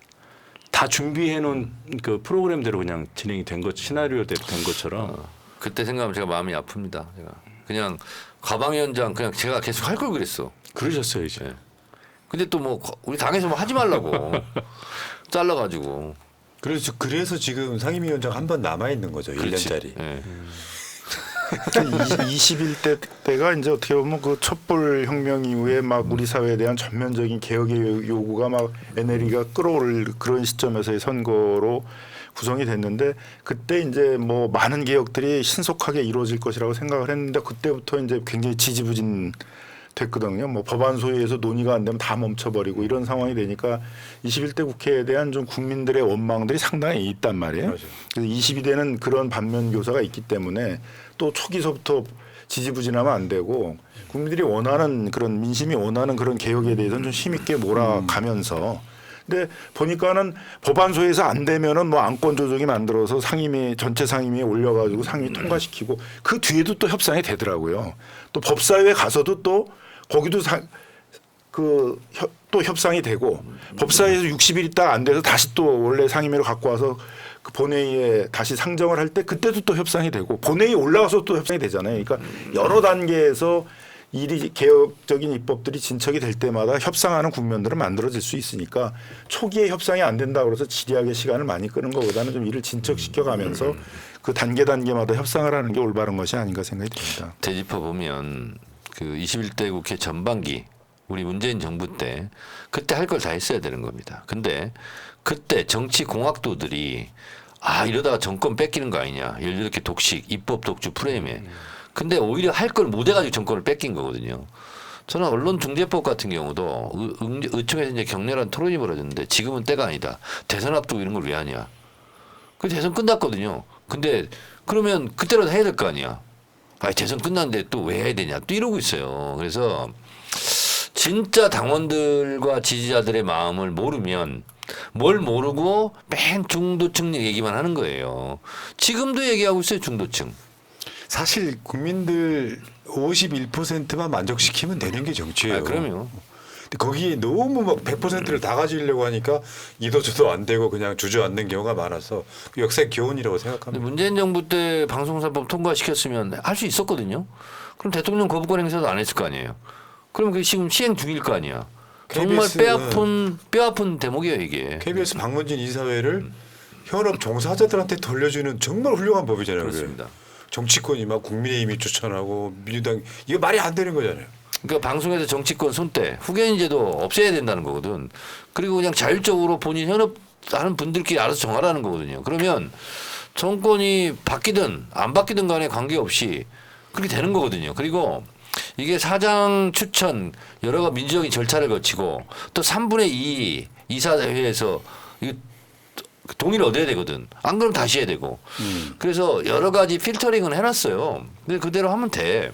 근데 저기는 자꾸 이제 뭐 민도총 방송이라고 뭐 프레임. 선동을 하는데 그거 아니거든요. 그리고 그 이사진 이제 확대되는 이사진의 일부를 그 종사자들이 추천하는 거고요. 그러니까 그 종사자도 거기 뭐 노조가 추천하는 게 아니라 협회가 있잖아요. 기자 방송 기자연합 기자협회, PD협회 뭐 이런 데서. 이제 공적인 단체에서 추천하고 학계에서 추천하고 시민단체에서 추천하고 시청자위원회가 추천하고 그래서 저는 방송 3법은 구성자 그 뭐 방송사 구성원들에게 돌려주는 게 아니라 시민 국민에게 돌려주는 거죠. 방송 3법은 KBS, MBC 사장을 국민이 뽑는 법이다. 공영 방송이니까요. 그렇죠. 당연한 거예요. 예. 야, 근데 그 사이에 공영성이 있던 YTN을 민영화시키니까 진짜로 YTN 뉴스가 볼 게 없어졌어요. 그나마. 변하는데 한 달밖에 안 걸립니다. 한 달이 뭐예요? 그냥 와서 자기네 진용 갖추는 시간만 딱 필요한 거죠. 수십 명을 원하지 않는 부서로 보내고 민감한 보도 못하게 배제하면 그걸로 끝나는 거거든요. 윗대가리 몇 사람 바꾸면 사장이 네. 와서. 예. 아, 나이씨. 알겠습니다. 그 이제 개인적으로요. 지금 그 상임위원회 명단을 보니까 정청래 최고는 법사위에 가셔 있더라고요. 일단 네. 그렇습니다. 많은 사람들이 기대. 네. 법사위원장 정청래를 많이 이야기하거든요. 네. 이제 국회의장도 그 좀 소위 센 분이 못 가는 상황이었기 때문에 법사위원장만이라도 좀 막 그걸로 벌충을 좀 해라. 그 가능성이 있어요? 있다고 말할 수 있다는 생각이 들기도 하고 없다는 생각이 들기도 하는 생각이 저렇게 말하면 된다는 얘기에 가까운데. 근데 뭐 하여튼 스치는 바람이 저에게 전하는 말이 뭔지 모르겠습니다. 아니 왜냐면은 안 되면 분명히 이 정청래 최고 성격상 안 된다고 단호하게 딱 껐을 텐데 저렇게 말하는 거 보면 가능성이 꽤 높다는 이야기로 들립니다. 저는. 이걸 여쭤보면 될 것 네. 같아요. 오늘 상임위별 이렇게 상견례 하는데 가셨습니까? 오늘이 아니라 내일이에요. 아, 내일이에요? 네. 아, 가십니까? 네. 그러면 아닌 것 같은데요. 아 그래요.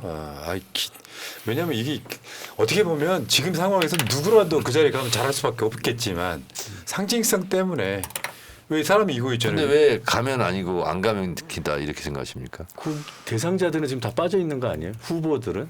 어디 후보들?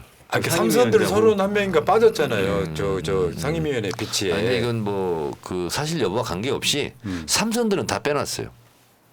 그 중에 이제 저는 상임위원장 가는 사선이거든요. 사람 그렇게 많지 그래서, 않던데. 예. 그래서 삼선들은 상임위원장이 안 될 사람이 훨씬 더 많거든요.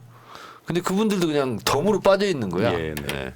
그런 거고 4선, 5선들은 다 배치가 돼 있고 네. 그렇습니다. 근데 법사위 내일 우리 이제 법사위 위원들은 결정이 됐기 때문에 첫 회의를 한다고 그러더라고. 그래서 가 볼까 그럽니다 지금. 거기 또 여성 30%가 있습니다. 그러니까 여성들 30%를 상임위원장 18개 중에 배정을 해야 되는 상황인 거죠. 그러니까 복잡할 것 같아요. 박찬대 원내대표가 머리가 깨질 것 같고요. 이런 경우도 있다고 해요. 대충 뭐 건너 들어보면 궁금해가지고 전화를 하는 거죠. 안 받는답니다. 네. 박찬대 원내가 아예 전화를 안 받는데요. 야 근데 이것도 마치 뭘 이렇게 쪼는 맛이 좀 있어가지고 야 법사위원장 정청래 되나 안 되나. 그렇다고 지금 후보군으로 거론된 사람들이 나쁘다는 뜻은 아닌데 뭔가 기대치가 또 여기에 모아지는 거예요. 추미애 안 받았으니까 정청래라도 지켜야 된다. 이 그러면 분위기가 여기서 그 한번 실험해 볼까요? 네. 정청래 법사위원장 간다 1번, 못 간다 2번. 여러분 댓글창에 투표하겠습니다. 정청래 법사위원장 된다 1번, 안 된다 2번. 이거는 뭐 맞고 틀리고 없어요. 여러분들 없죠, 예상. 없죠. 예. 아, 원한다, 원하지 않는다 이건가요? 그런 뜻인가요? 뭐 그런 의미가 또 포함되어 그 있겠죠. 포함돼서 예. 네. 간다 못 간다. 간다 1번, 못 간다 2번. 자 1번만 계속 올라오는데 그 한 분만 지금 2번. 자 분위기는 그러네요. 정청래가 됐으면 좋겠다라는 게 중론인 것 같습니다. 근데 이제 여기서 하나만 좀 짚었으면 좋을 네. 것 같은데 저는 법사위원장이 너무 이제 과도하게 위상이 잡혀져 있어요. 그냥 그렇죠. 다른 여러 상임위원장 중에 한 명인데 근데 마치 이렇게 되는 이유는 법사위가 우리 상원처럼 기능을 하기 때문에 그렇죠, 그러거든요. 그렇죠.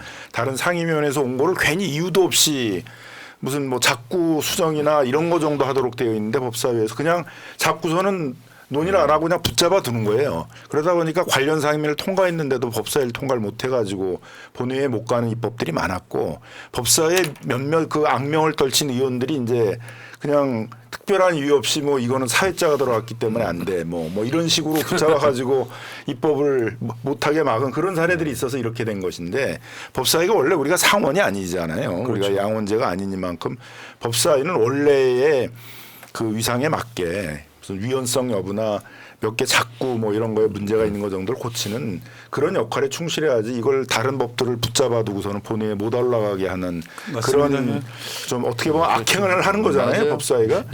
그런 것들이 기정사실로 인정을 해버리고서는 법사위원장이 중요하다 이렇게 가서는 안 될 거라고 생각이 듭니다. 그러니까 여야 합의가 된 거를 막는 경우는 이거 월권이지 월권. 그런 건 그냥 통과를 시켜야 되지. 진짜 무슨 오타 수정할 게 있나 이런 것만 보는 거잖아요. 그러면 이렇게 하시죠. 법사위의 기능을 이번에 우리가 한번 쓰고 개혁을 위해서 그리고 바꾸는 걸로 기능을 좀 약화시키는 걸로 그거 하나 때문에 다 국회가 안 돌아가 그래서 버렸잖아요. 국회법을 바꿔야 되거든요. 근데 그것 또한 법사위를 거쳐야 돼. 그래 지금까지 못 하고 있는 거예요. 그러니까 이번에 대신 법사위원장이 이제 법사위를 정상화시키는 거죠. 예전에 이제 그렇게 그 국민의힘 쪽에서 법사위원장을 맡았을 때 이렇게 좀 악의적으로 뭐 법 이름에 사회자 들어갔다고 이미 관련 상임위를 다 돌아왔는데 그냥 사회자 들어가서 자기 마음에 자기 이념에 안 맞는다고 의원님, 하여튼 통과를 안 시키고 이제 그런 사례들이 있었기 때문에 명심하겠습니다. 법사위원장 다 된 듯한 느낌이신데요. 아니 저 말은 명심해야 된다고. 알겠습니다. 네. 예. 네. 자 윙크님 진보도 종편 만듭시다. 뜬금없지만 현재 재판장들은 누가 탄핵합니까? 현재 재판관들은 누가 탄핵합니까 하셨고요. 그러네 진짜. 고고식님 협치는 사람하고 하는 거죠. 저쪽 짐승들하고 하는 거 아닙니다 하셨고요. 마지막 주제로 갈게요. 자 지금 그 전국의 핵이죠. 최혜병 특검. 지금 민주당이 개원하자마자 제1호 법안으로 두 가지를 발의한 거죠. 하나는 최혜병 특검 더 세진 거. 그다음에 25만 원 지원이 민생 법안으로 두 개 동시에 발의한 거고. 조국혁신당 같은 경우는 한동훈 종합특검을 발의를 하고 그런 상황인데 결국에는 오늘 정청래 최고위원의 모두 발언도 들어보셨겠지만 그냥 윤석열이 개입했다는 걸 사실상 인정한 상황이 돼버렸거든요. 이렇게 되고 이제 뭐 나중에 뒷말이 나와서 그 공식 입장 아니다라고 뒤집기도 하고 그러는 건데 하여튼 어쨌건 지금 뭐그 시간에 통화를 한 건 맞는데 최혜병 사건 관련한 건 안 했다 얘기를. 뭐 이건 그냥 전형적으로 우리가 다 알고 있잖아요. 그냥 뭐 술을 마셨는데 뭐 음주 운전을 안 했다. 뭐 이런 비슷한 거 아닌가요? 제일 술잔에 입은 됐는데 술을 마신 건 아니다. 이런 정도고 수사 관여는 했지만 개입은 아니다. 말장난하고 있습니다 지금. 그렇지. 근데 이제 뭐 관여하고 개입이 다 영어로 하면 인게이지먼트 다 같은 인게이지먼트 어려운 용어 쓰네. 예, 근데 이제 결국 내용이 아니겠어요. 무슨 내용을 했느냐인데 공교롭게도 보게 되면 이제 3번 전화 한 게 나오는데 7월 31일 작년 7월 30일 날 전화를 했을 때 수사 보류를 시켰고 8월 2일 날 그 전화를 했을 때 그 경찰에 간 사건들을 다시 회수하는 조치를 취했고 그다음 8월 이제 8일 날 전화했을 때 그때 이제 다시 국방부가 재검토라 그래서 이 조사 권한들을 다른 데로 이전시키는 조치를 취했는데 그 전화를 한 거하고 그때 일어났던 그 사건이 연관성이 있는지 그 연관성이 있다면 직권남용죄가 되겠죠. 왜냐하면 그 수사에 대해서는 국방부 장관이나 해병대 사령관도 권한이 없는데 그런 사람들에게 관여해가지고 뭐 해병대 사령관을 그 사단장을 빼라 뭐 이런 것들을 지시하겠다 그러면 결국은 권한을 남용해서 의무 없는 일을 시킨 거거든요. 그래서 그건 직권남용죄가 될 수밖에 없는 상황이어서 결국 그 전화한 내용이 뭐였냐. 근데 공교롭게도 어쨌든 그 전화를 했던 시점에 아주 큰 그 변화가 있었단 말이에요. 그 변화와 관계가 있었냐. 그런 것들을 제가 보기에는 밝히면 되는 문제여서 그렇게 이제 수사가 어렵지 않은 단계에 오게 됐다. 이런 단계에서도 제대로 수사를 못한다면 결국은 이제 뭐 특검을 할 수밖에 없는 거 아닌가. 뭐 그런 상황이 왔다고 보여집니다. 7월 31일은 이게 이제 윤 대통령 전화인지는 확인은 안 된 거고 8월 2일에 집중적으로 세 통이 있었고 그리고 8월 8일에 네 번째 통화가 있었고 말씀대로 그날 8월 2일에는 그 박정훈 대령 해임도 됐잖아요. 보직해임. 예. 두 번째, 세 번째 전화는 예, 그 사이에. 그러니까 그게 이제 7월 30일 날은 경로한 날이고 경로하자마자 안보실장이 이종섭한테 통화한 게 이종섭 폰 통화 내역에서 까였고 그리고 나서 언론 브리핑이 취소되고 예, 그리고 나서 뭐 이제 박정훈 뭐 항명 뭐 이렇게 막 쭉 가는데 이틀 후에 경찰청에 수사 자료가 이첩된 17분 후에 대통령이 전화했다는 거 아니겠어요? 예. 그 점심시간 초반에 전화했고 밥 다 먹고 끝나갈 무렵에 전화 통화 두 번 하고 그렇게 해가지고 이걸 가져와서 국방부에서 직접 조사를 했는데 또 윤석열을 못 뺐어요. 그러니까 6일 뒤에 윤석열이 또 전화를 합니다. 근데 내용은 그런 얘기 안 했다. 그러다가 지금 말이 바뀌어서 이제 누구라고도 안 나와요. 고위 관계자. 그러니까 한 수석급에서 여기 지금 아까 말하는 것처럼 야단친 것이다. 뭐 결국은 개입했다는 거잖아요. 혐의자 줄이라고 했다. 근데 누구를 한국적 빼라고는 안 했지만 한국적 정서에서는 대통령이 의견 표시할 수 있지로 끝났으면 아무 상관이 없는데 거짓말이 계속 거짓말이 돼가지고 이제 완벽하게 부도덕한 정권이 된 측면도 굉장히 중요하게 작동을 하는 게 아닌가 싶어요. 이거는 이 상황이 되면 결국은 드러나는 진실의 속도가 더 빨라질 수밖에 없고 그리고 이거를 입틀막을 할 수가 없어요. 왜냐하면 아는 사람들이 너무 많고 또 이종섭 장관이 어떻게 개인 핸드폰이었다니까 자동 녹음이 될 수도 있고 자동 녹음이 된 걸 지우면 다시 복구가 가능하고 그러면 통화 내용이 나올 수도 있고 또 그리고 우리 뭐 청와대 아니 용산 같은 경우도 도청이 많이 되잖아요. 미국 이런 데 도청했다고 그러고 거기서 또 나올 수도 있지 않을까. 개인 폰을 썼으니까 그건 도청이 됐을 가능성도 네, 클 것 같아요. 그러니까. 예. 근데 이런 것도 있더라고요. 이 언론 쪽 입장에서 보면 MBC나 JTBC 정도가 계속해서 보도를 하고 있었거든요. 참전한 언론들이 많아지기 시작해요. 물론 YTN은 안 합니다. 그런데 종편들이 참전하기 시작했어요. 네. 그러면 그 흐름이나 맥락이 상당히 박근혜 말처럼 비슷해지고 있어요. 중앙일보도요. 상당히 자세하게 길게 그리고 객관적으로 썼더라고요. 그러니까 그런 데가 좀 늘어나고 있어요. 더군다나 조중동이 사설로 일제히 수사 개입 인정한 그 부분에 대해서 통화한 부분에 대해서 사설로 같은 날 동시에 때리는데 이 정도 되면 윤석열 입장에서 무서울 것 같습니다. 그러니까 취임하고 국정 브리핑 처음 했다면서요. 오늘 석유 예, 첫 번째입니다. 예. 포항에서 석유가 나올 가능성이 있다고. 그러니까 엄청나게 지금 몰리고 있다는 반증 중에 하나인 거잖아요. 그거는 한동훈 비대위원장이 목련권 필 때쯤 김포가 서울이 됐을 겁니다. 하는 정도로 임시 방편이 있을 가능성이 높아요. 저는 석유 얘기는. 근데 이제 이렇게 여러 의심이 드는 게 또 이 윤석열 대통령이 검찰총장일 때도 이와 비슷한 행동을 많이 했어요. 검찰총장이 검찰 조직을 이렇게 관리하는 그런 역할을 했다기보다는 윤석열 검찰총장은 직접 중요한 사건들에 대해서 자신이 직접 수사하는 검사들에게 연락도 하고 전화도 하고 이러면서 사실상 수사를 지휘하거나 하는 행동들을 많이 했었거든요. 그런 행동의 연장선에서도 이번도 본인이 일정한 좀 수사 지휘를 하려고 한 것이 아닌가. 근데 대통령은 수사 지휘하고 그러는 사람이 아니잖아요. 그러니까 그거는 진짜 직권을 남용한 게 되기 때문에 그러니까 그런 이제 의심도 더 많이 사게 되는 것이죠. 평상시 하던 대로 했던 것 같아요. 예를 들어서 아니 술도 네. 자기도 모르게 그냥 마시고 있잖아요. 술시가 되면. 왜 그 김건희 주가 조작 사건이 경찰이 내사 보고서로 썰로만 돌았던 거잖아요. 네. 사건 그런데 번호 132번. 그게 왜 그거 있어요. 옛날에 그 검사실에서 피의자를 강간했던 몽자 들어가는 검사 있습니다. 아 그래요. 근데 그 사건이 왜 그렇게 됐냐면 지금 생각해 보면 쉽게 표현해서 그 피의자로 불리는 여성이 얼굴이 예뻤다는 거예요. 경찰이 그 사건을 잡고 있으니까 경찰에서 아무리 구속영장 같은 걸 쳐도 안 받아주는 거예요. 그러니까 검찰로 갖고 옵니다. 그 조사하다가 검사실에서 그 강간 사건이 일어나요. 김건희 주가 조작 사건이 그런 케이스인 거잖아요. 정반대의 경우 수사 못하게 계속 막았던 것처럼 이게 습관화되어 있는 사람이다 보니까 이 사건은 본인이 검찰에 있을 때처럼 내가 개입하면 임성근 뺄 줄 알았다는 거잖아요. 근데 지금 임성근 노비설까지도 나오고 있는 상황이잖아요. 이렇게 되면 사건이 굉장히 복잡해지잖아요. 예. 더군다나 수사 개입한 것도 위법이지만 수사 기록을 가서 이첩한 걸 가지고 오는 것도 위법이에요. 수도 없이 많은 것들이 걸려 있는 상황, 이런 상황을 보고 있으면 그때 그 닉슨 게이트 이야기를 정적이고 하셨잖아요. 네. 그러니까 이 사건으로 상당히 굉장히 큰 타격을 받지 않을까. 조중동 참전까지 지켜보고 있습니다.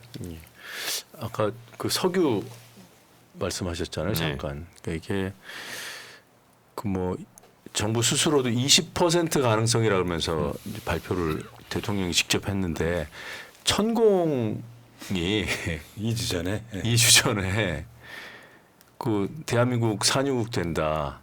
대한민국 밑에는 가스며 뭐 석유며 어마어마하게 깔려 있다. 보물 창고다. 보물 덩어리다. 보물 보따리라 그랬나? 뭐 그런 얘기를 2주 전에 그 유튜브에서 했더라고요. 이게 음모론인가요? 왜 이렇게 잘 엮여요? 한두 개가 아니라서 저도 우연의 일치죠. 그렇지 공교로운 천공 거죠. 말 듣고 하겠습니까? 저는 우연의 일치라고 강력하게 의심하는 바입니다. 천공 말 듣고 하면 탄핵 사유죠. 역으로 설마 그러겠어요? 아, 설마 그럴 리가 있겠어요. 근데 천공이 얘기한 시점은 올해 1월이더라고요. 이게 천공 유튜브는 몇 달 전에 했던 것들 쪼개가지고 올리는 거거든요. 근데 저는 이제 자꾸 의심이 드는 게 몇 년에 걸쳐서 계속 뭐가 이렇게 엮이니까 이 사람이 정보를 정말 많이 알고 있는 건 아닐까. 이 저 시추와 관련된 그러니까 그 동해 유전의 사업성 이런 심층 분석 이런 것들이 오래 전부터 이제 쭉 진행해 왔던 것은 사실이고. 근데 1월에 그거를 혹시 알고 미리 얘기했나? 알고 예. 얘기했을까? 근데 발표를 나중에 해서 이게 아구가 맞았을까? 뭐 이런 거잖아 지금. 예. 하여튼 앞으로든 뒤로든 뭔가 좀 이상하다. 그러니까 국정 동력이 얼마나 없으면 지지율 21%예요. 한국이 가장 공인하는 여론조사 기관이 한국갤럽이라고 보면 21%의 부정평가가 70 나오는 상황인데 월요일 날 대기만을 기다려가지고 국정 브리핑 취임 후 처음 하는 게 포항에 석유가 나올 가능성이 있다. 20%? 근데 구멍 하나 뚫는데 1,000억. 5개 뚫어보자. 뭐 아니, 이런 가능성 거잖아요. 20%면 본인 지지율 얘기한 거 아니에요? 근데 그 가능성 20%라는 결론을 얻은 과정을 보면 뭐 액트지오라는 네. 뭐 윤 대통령 표현을 빌면 세계 최고의 뭐 심해 무슨 심층 분석 기구라고 하는데 저는 여기서 지금 얘기하는 게 지금 140억 배럴이잖아요. 140억 배럴입니다. 근데 2011년에 이명박 대통령이 그 저 도쿄 대지진 일어난 직후에 갑자기 기자회견을 자청을 해서 해요. 아랍에미리트에서 기자회견을 갑자기 합니다. 위성으로. 그때 국민 여러분 기뻐해 주십시오. 사상 최대 유전을 우리가 확보했습니다. 확보했다고 했어요. 10억 배럴이었어요 그때가. 그거 지금 꽉 났단 말이에요. 죄송합니다. 이런 표현 썼어. 2011년입니다. 2011년 3월에 갑자기 그 특보를 하게 돼요. 이게 다 지금 도쿄 지진 때문에 난리가 난 방송사들이 아랍에미리트 가 있는 이명박 대통령이 생중계 한다니까 다 물렸죠. 근데 거기서 사상 최대 규모의 유전을 확보했다고 단정적으로 발표를 해요. 근데 그게 몇 년 지나서 이제 거짓말로 드러났잖아요. 근데 자꾸 이 MB 정부 했던 걸 배워서 따라하나라는 의심도 하게 됩니다. 근데 중요한 건 이 액트지오라는 회사는 검증이 됐나? 지금 이 회사의 실적에 대해서 보도하고 있는 매체가 없어요. 정부 제가 온라인 떠도는 거 봤어요. 어떤 회사인지. 대표가 누구라는 얘기만 해요. 회사를 얘기해야 되는데 대표가 누구라는 얘기를 정부가 했습니다. 그러니까 그거를 가지고 일부 언론이 보도는 했어요. 그 부분만. 근데 이 회사가 어떤 실적이 있는지 정도는 알려줘야 되잖아요. 세계 최고라고 하려면. 7광구? 근데 그건 7광구도 아니에요. 8광구죠. 네. 이 노래 아시죠? 7광구. 알겠습니다. 여기까지 들게요. 7광구 노래를 알면 그냥 아재들이. 아니 내가 이 노래를 튼 이유는 네. 이 제7광구 있잖아요. 이게 어쩌면 우리의 주권을 지키지 못하고 일본으로 넘어갈 수도 있어요. 그래서 이제 그 얼마 안 남았죠, 지금. 얼마 안 남았습니다. 제가 산자이 국감 때 이거 얘기했는데 홍사훈 기자가 또 이거 전문가예요. 그래서 오늘 그 석유 얘기를 브리핑 했다길래 제7광구나 좀 일단 잘 지켜라. 거기가 더 가능성이 높은 데 아니에요? 그러니까 지금 몰리니까 네. 뭔가라도 해야 되는 상황. 그러니까 정권을 갖고 있는 입장에서요. 지지율이 21% 나왔고 부정평가가 70 나왔습니다. 가장 공신력 있는 여론조사 기관이 그러면 뭔가를 해야 되고 정말 조마조마한 상황이라서 이런 느낌 아닐까요? 지금 윤석열 정부가 역대로 석유 지금 유전을 발견할 상황인데 제발 윤석열 좀 그만 까라. 일 좀 하게 내버리더라. 요걸 노리는 거겠죠, 심리적으로는. 뻔한 게 너무 뻔하니까 이게. 그래서 근데 요즘 오늘 또 주가 조작 썰 뭐 온갖 것들이 그러니까 대통령이 뭘 해도 고지것대로 안 받아들여지는 그 자체가 지지율 21%의 원인이랄까 결과물이 아닌가 이런 생각도 해봤습니다. 자, 알겠습니다. 그러면 마지막으로 최병 특검은 지금 발의는 했잖아요. 네. 그럼 언제쯤 그거를 본회의 통과시킬 예정이에요? 스피디 있게 할 거 아니에요 지금? 빠르면 지금 이제 6월 7일 하고 7월 본회의까지 뭐 이걸 한 번 한 거기 때문에 그리고 국민의힘이 뭐 동참할 리가 없잖아요. 그러면 민주당 포함 야당끼리 하게 되면 이게 이제 스피드 있게 하면 아무리 빨라도 2달 정도는 걸리거든요. 그래요? 네.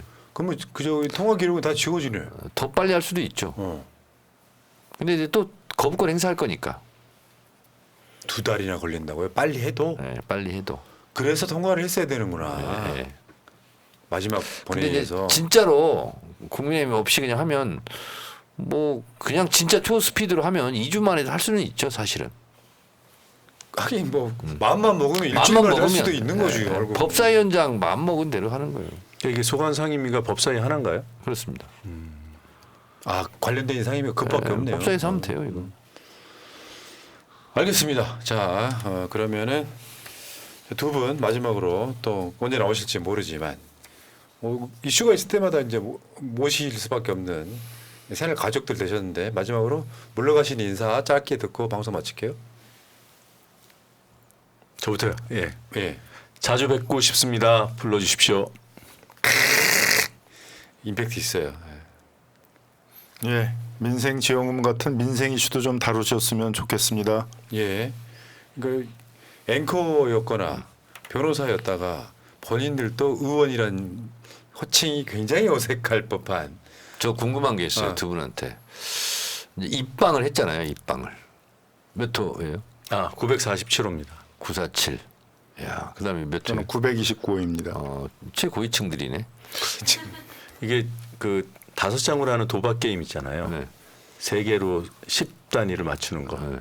그 도리직구땡. 직구땡. 929 끊어지네요. 저도 947 떨어지더라고요. 947. 근데 제가 처음 그 초선이 돼서 그때는 이제 지금의 의원회관 의원방 절반이거든요. 진짜 대닭장이었는데 야 너무 감격해가지고 내가 이 국회의원 방에 드디어 들어오다니 내 사무실이 생기다니 엄청난 감격했어요. 근데 그런 느낌이 있어요? 딱 들어왔어. 이게 노종면이라 이름이 일단 써 있어. 글쎄요. 제가 이런 질문을 받을 때마다 참 답이 궁합니다. 사실 그런 감정을 잘 못 느껴요. 약간 적과인가 봐요, 진짜. 목속이야? 그 감동 이런 게 아니라 책임감이 너무 크게 다가오니까 좋다 이런 게 아니라 뭐 뭔가 이렇게 마음이 경직되는 근데 느낌이 거의 더 뭐 크지 않을까 싶은데. 의무병이네, 의무병. 아니 그러니까 들어갈 때 이제 방이 배정됐다고 해서 첫날 딱 들어갔을 때 저희 방은 다른 방에 비해서 굉장히 깨끗했어요. 거의 정리가 됐는데 그래도 컴퓨터를 설치해야 되고 프린터도 들어와야 되고 뭐 이런 점들이 남아 있잖아요. 여기 언제부터 앉아서 안정적으로 일할 수 있을까 이 생각이 들었지. 여기 와서 뭐 마음에 동요가 있다거나 또 이 명패가 붙었을 때 기분이 묘하다거나 정말 그런 게 안 들더라고요. 밖에서 이제 달고 달아서 들어왔을 때 온갖 시련을 다 겪고 온갖 투쟁을 다 해봤고 거기서 국회에서 국회의원들이 어떤 활동을 하는지도 다 옆에서 봤고 뭐 그런 상태에서 들어오면 아무래도 감흥이 떨어질 수밖에 없고 본인도 그렇습니까? 예, 뭐 책임의 무게가 더 많이 느껴지는 거죠. 4년짜리 이제. 비정규직이라 안정된 그치. 직장도 아니에요. 4년 비정규직 공익 근무의원들이거든. 그러니까요. 네. 알겠습니다. 자, 두 분 정말 의정 활동 잘하시고 산하 가족들도 열심히 응원하겠습니다. 배신하지 않는 국회의원 되시기 바라겠습니다. 예, 열심히 하겠습니다. 예, 감사합니다. 네. 자, 핑크볼님, 노정면 의원님 격하게 응원합니다 하셨고요. 썬플라워님, 윤석열 김건희 가족이 대국민 사기극을 벌이고 탄핵되기 전에 해외 망명하든가 7광구를 일본에 넘길 빌미를 주기 위한 꼼수가 아닌가 싶어요 하셨습니다. 일리 있는 지적이십니다. 당원이 최고다 90회 방송 마치겠습니다. 물러가겠습니다. 고맙습니다. 네, see you again. 고맙습니다. 민주주의 평화 통일 다 죽어간다 이대로는 놔둘 수 없다 자 다시 한번 해보는 거야 자 다시 한번 싸우는 거야 자 손 맞잡고 어깨를 걸고 우리 함께 이기는 거야 자 다시 한번 해보는 거야 자 다시 한번 싸우는 거야 자 손 맞잡고 어깨를 걸고 우리 함께 이기는 거야 자 다시 한번 해보는 거야 자 다시 한번 싸우는 거야 자 손 맞잡고 어깨를 걸고 우리 함께 이기는 거야 자 다시 한번 해보는 거야 자 다시 한번 싸우